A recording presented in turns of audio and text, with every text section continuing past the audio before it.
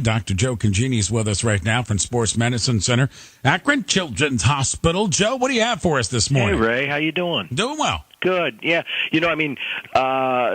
There's a couple things I wanted to talk about, but one ends up kind of being a non-factor. It's about a week ago now. Everybody was spinning around about the big football game and Tom Brady's jammed hand, they called it. It turns out that he told more details. Belichick likes to protect those details during the week, but after the game, that it was actually his thumb that was bent back and sprained thumb, and by Thursday and Friday of last week, he couldn't even grip the ball, and there was great question mark. And what is it, Ray, about the New England Patriots? They always get good fortune, too. I mean, part of sports medicine is being lucky and getting good fortune. Apparently, he didn't have a lot of swelling. They put a splint on him. By Sunday, he was gripping the ball well and obviously throwing it around the field very well. And so it turned out to be a very minor sprain, and it looks like he'll be 100% for the Super Bowl.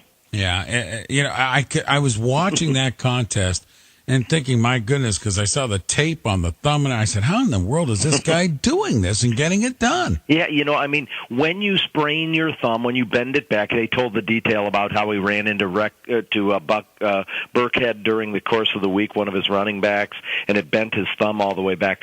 Sometimes you tear the ligaments, it swells, you don't get the strength back for 3 to 4 weeks, and he had a luckier one where he really didn't, this is the way he described it, really didn't have a lot of swelling or weakness, and by the end of the week he was really feeling like all of his strength was back. So they got fortunate on that one, and they're back in the Super Bowl. But the other thing that happened this week, Ray, and it's really, again, a blockbuster in the concussion world. And I don't know if you've had the opportunity to talk at all about this big research project that came out in Brain 6 days ago. Did you hear about that? I did not. Okay, so it's all of what's being talked about in sports medicine circles, and it is hard to digest. It's 37 pages. It took 7 years to do this study in 6 institutions. It included the Cleveland Clinic and Boston University and Harvard.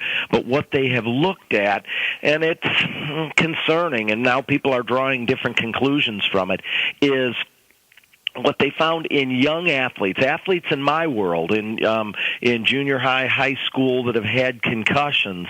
It's not so much how many concussions that you have, it's actually the number of repetitive hits more so. So they went back retrospectively, and they actually looked at kids, young people that had died for other causes, because, that's the only way to really see the pathologic changes in the brain. And in finding this in a lot of younger athletes around this country, and actually 2 other countries. Again, they needed a lot of places to do it to get big enough numbers. They found that over 20% of the time, people that had changes that fit with CTE, chronic traumatic encephalopathy, in young people never even had a single diagnosed concussion. So it isn't as important from this study as to whether you had the full-blown symptoms of headache or dizziness or vision problems or confusion. The look of Gronk on Sunday, exactly what he looked like with a concussion. That may not be as big a risk factor as just the total number of hits to the brain that people take through the years of their career in sports, or they also looked at military people, young people in our military that took hits to the brain, and that over 20% of the time never even had a single concussion, and yet were diagnosed later with CTE and chronic brain changes. And so it's really changing a lot of people's thoughts. Is what we really need to reduce is the total hit count in these kids, the total number of blows to the brain.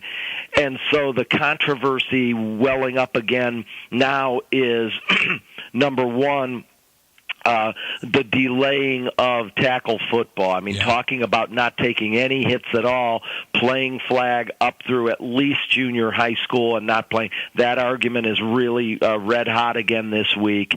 The other is not increasing the number of games that people play, because the more games, the more hits, and it's a hit count that leads to these chronic changes. And the third thing being discussed is reducing, or even now to the point of eliminating, all hitting during practice.